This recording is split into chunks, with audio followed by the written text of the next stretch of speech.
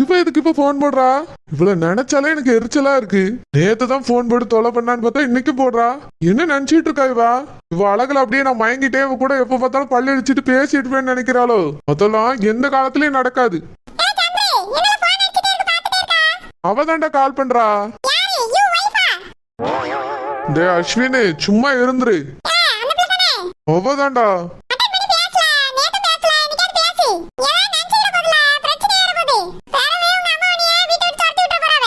என்னால பேச முடியாதுடா. நானா கொடுத்தேன்? நான் கொடுக்க கூடாதுன்னு நினைச்சிட்டு இருந்தேன். எனக்கு அந்த வீட்டை பார்த்த உடனே உள்ள வரதுக்கே இஷ்டம் இல்லை. நீ தான் கூட்டிட்டு உள்ள போனேன். இவளை பார்த்ததுக்கு அப்புறம் சுத்தமா எனக்கு மனசே இல்லை. வெளியே வந்துடலாம்னு நினைச்சிட்டு இருந்தேன். நீ தான் தேவையில்லாம என்கிட்ட இருந்து போனை எடுத்து அவட்ட கொடுத்துட்டா. இப்போ அவ கால் பண்ணி பண்ணி என்னை உயிரை வாங்கிட்டு இருக்கா. எல்லாத்துக்கும் நீ தானே காரணம்.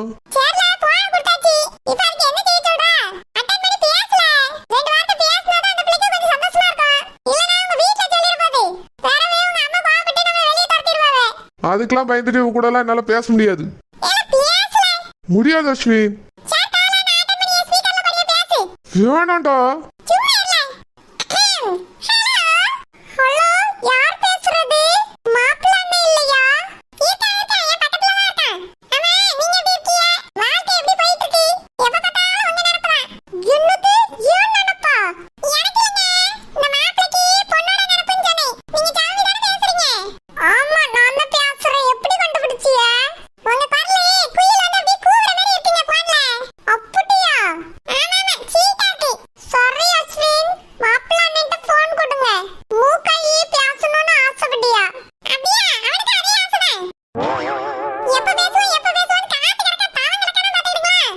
அஸ்வின் நான் இப்பதான் அப்படி சொன்னேன்.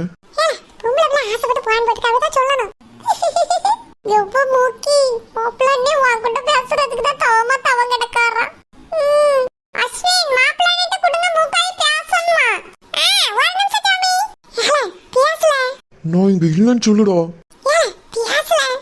இல்லன்னு சொல்லு அஸ்வின்.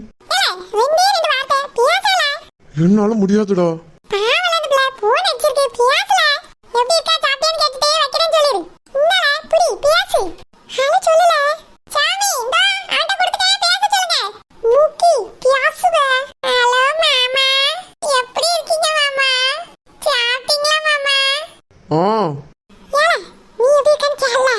நீ எப்படி இருக்க?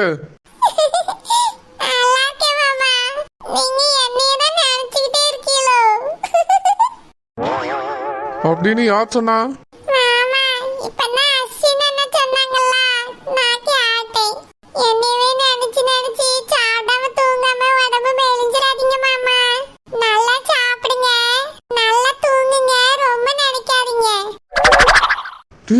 என்னடா இது?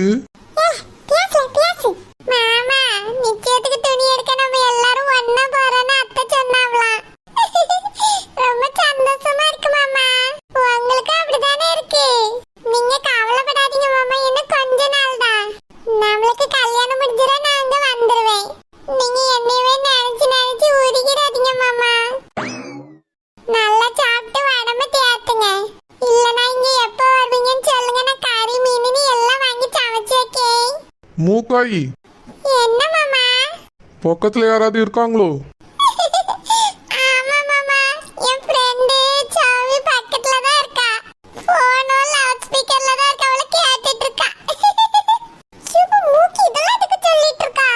சரி சரி நான் போனை வைக்கிறேன். எனக்கு வேலை இருக்கு. பிறகு பேசுறேன். தோடோ டேய் என்னை பார்த்தா எனக்கு கோமாளி மாதிரியா இருக்கு. அவளுக்கு போனை லவுட் ஸ்பீக்கர்ல போட்டு பேசிட்டு இருக்காளாம். டென்ஷன் ஆகுது அஸ்வின். போன் மட்டும் இப்ப லவுட் ஸ்பீக்கர்ல இல்லனா அவட்ட எல்லாத்தையும் சொல்லியிருப்பேன். லவுட் ஸ்பீக்கர்ல இருக்குன்னு சொன்னதுனால தான் நான் வைக்கிறேன்னு சொல்லிட்டு வச்சுட்டேன். டேய் அவ கூட பேசுறதுக்கு என்னடா இருக்கு? எனக்கு அவளை சுத்தமா பிடிக்கலன்னு சொல்லிட்டு இருக்கேன். பேசினா மட்டும் அவளுக்கு பிடிச்சிருமோ? அவ மாமா கோமான்னு கூப்பிடுறது பார்த்தாலே எனக்கு டென்ஷன் ஆகுது. அவ கூட பேசவே பிடிக்கலடா. சும்மா சும்மா எனக்கு கால் பண்ணிட்டே இருக்காவா. இதுக்கு முதல்ல ஏதாவது ஒண்ணு பண்ணணும் சீக்கிரமா.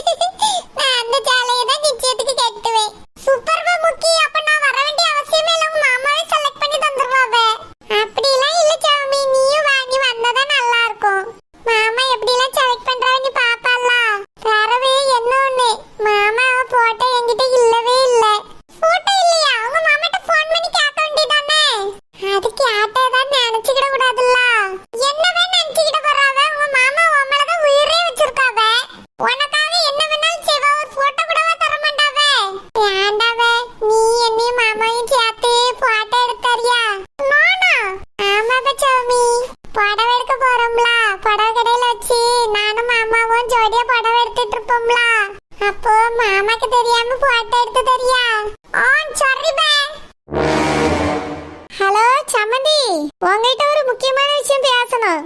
என்ன சொல்லுங்க. அது அடுத்த மாசம் நிச்சயம் வச்சிருக்கோம்ல சம்மந்தி, அதுக்கு தான் நிச்சயத்துக்கு ட்ரெஸ் எடுக்க போனோம். நீங்க நாளைக்கு மருமகளை கூட்டிட்டு துணி கடைக்கு வந்துருங்க. நம்ம எல்லாரும் சேர்ந்து போய் ட்ரெஸ் எடுத்துட்டு வந்துடலாம். இது என்ன புதுசா இருக்கு? புதுசா இருக்கா? வழக்கமா எல்லாரும் பண்றது தானே சம்மந்தி. பொண்ணையும் மாப்பிள்ளையும் கூட்டிட்டு போய் தானே ட்ரெஸ் எடுப்பாவ.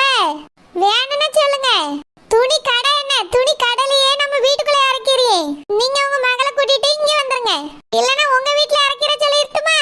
ஒன்றும் வேண்டாம். நீங்க வழக்கம் போல ரூபாய் மட்டும் போட்டு விடுங்க. என் பிள்ளைக்கு என்ன பிடிக்குமோ அதை பார்த்து நான் எடுத்துக்கிறேன்.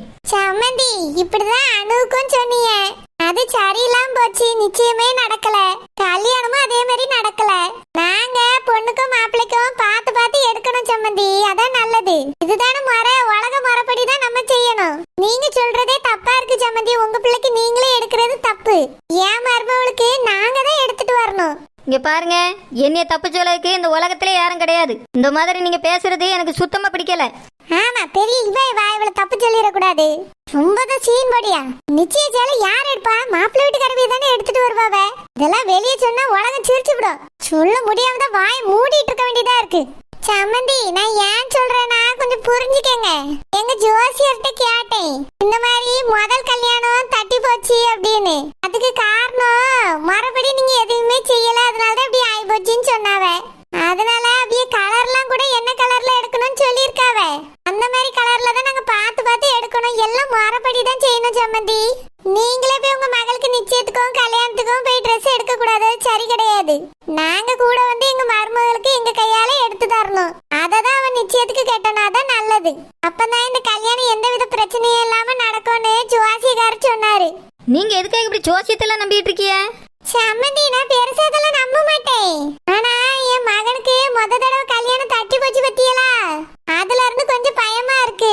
எதுவா இருந்தாலும் 4 பேர்ட்ட கேட்டு செய்யலாமேன்னு நினைக்கேன். அதனாலதான் சம்மந்தி, நீங்க நாளைக்கு உங்க மகளை கூட்டிட்டு வாங்க. நான் என் புருஷன் மகன் எல்லாரும் வாரோம். மொத்தமா எல்லாரும் சேர்ந்து ஷாப்பிங் பண்ணிட்டு வருவோம். அது மட்டும் இல்லாம மோதிரம் வேற எடுக்க வேண்டியிருக்கு பத்தியெல்லாம், நிச்சயம் மோதிரம். என் மருமகளோட விரல் அளவு பார்த்தானே எடுக்கணும். நீங்க பாட்டுக்கு ஒண்ணு எடுத்தா சேராம போயிட்டுனா என்ன பண்ண? என் மகளுக்கு நான் என் இஷ்டத்துக்கு எடுத்துட்டு வருவேனும். அவளை கடைக்கு கூட்டிகிட்டு போய் தான் எடுப்பேன். இல்ல சம்மந்தி, என் மகனுக்கு நீங்க தானே எடுக்கணும். அதே மாதிரி உங்க மகளுக்கு நாங்க எடுக்கணும். கடைக்கு போய் எடுத்துடலாம் சம்மந்தி. மொத்தமா எல்லாரும் போயிட்டு வாங்கிட்டு மொத்தமா வந்துருவோம். இப்போ நீங்க என்னதான் சொல்ல வரீங்க? சம்மந்தி, நாங்க எடுக்கிறது தான் மரேன்னு சொல்ல வரேன் சம்மந்தி. அதனால நாளைக்கு ஜெனியை கூட்டிட்டு நீங்க கடைக்கு வந்துருங்க. எனக்கு வேலை இருக்கு. நீங்க கூப்பிடுற நேரத்துக்குலாம் பின்னாடி ஓடிட்டு இருக்க முடியாது. அப்படியே சம்மந்தி, காரை அனுப்பி வைக்க மருமகளை மட்டும் அனுப்பி வைங்க. நான் பாத்துக்கிட்டேன். ட்ரெஸ் எடுத்துட்டு வீட்டுல கூட்டிட்டு வந்து விட்டுறியும். அப்படிலாம் அனுப்ப முடியாது. இதெல்லாம் என்ன முறை? நீங்களே கேக்குறீங்களா இது என்ன முறைன்னு? இப்படிதான் பாக்குறவியெல்லாம் எங்களை கேட்காவே இது என்ன முறை, நீங்க தானே ட்ரெஸ் எடுக்கணும் அப்படின்னு சொல்லி கேட்காவ. அவியலுக்குலாம் நான் பதில் சொல்லிட்டு கிடக்க முடியாது பத்தியலா. கண்டிப்பா வந்துருங்க சம்மந்தி, அதான் நல்லது. நாளைக்கு காலையிலே வந்துருங்க. அப்பதான் சீக்கிரமா ட்ரெஸ் எடுத்துட்டு வீட்டுக்கு வர முடியும். சரி சம்மந்தி, நான் வைக்கேன். இவளெல்லாம் இப்படிதான் கட் பண்ணணும். இவ பேசுறதெல்லாம் காது கொடுத்து கேட்கவே கூடாது. கேட்டா முட்டாள்னு நினைப்பா நம்மள. இப்படிதான் அந்த அணுக்கு நான் பாத்துக்கிட்டே நான் எடுத்துக்கிட்டேன்னா அவன் கூட ஓடி போயிட்டா. இவனும் என்னாலே ஓடுறதுக்கு தானே இவ இப்படி எல்லாம் பண்ணியா? என் பிள்ளை கூட பேசக்கூடாதான். ஏன் பேசக்கூடாது? கட்டிக்கிட போறவன் தானே. பேசுனா என்ன 2 இன்ச்சு உன் மாவ குறைஞ்சிருவாளாக்கோ. நாளைக்கு துணி கடையில வச்சு அவன் மாவ என் மாவன் கூட எப்படி பேசாம போறான்னு நானும் பாக்கேன். இதுக்காக தான் நான் இந்த ஏற்பாடே பண்ணியிருக்கேன். மாவளை பேச சொல்லுன்னா பேச மாட்டாளாம், போனை கொடுக்க மாட்டாளாம். துணி கடையில வச்சு பேசாம இருக்க முடியுமா? அப்ப இவ ஆத்தக்காரி எப்படி தடுக்கா, எப்படி கேட்டு படியா நானும் பாத்துறேன். இந்த உலகத்துல யார் பொண்ணு மாப்பிள்ள பார்த்த பிறகு பேசாம இருக்காவ? இந்த ராணி மட்டும் புதுசு புதுசா ஒரு ரூல்ஸ் தான் போட்டுட்டு இருக்கா. நாளைக்கு எல்லாத்தையும் உடைக்கேன். இனி ஏதாவது சொல்லட்டும், அதுக்கு பிறகு பாத்துக்கிட்டே அந்த ராணியை.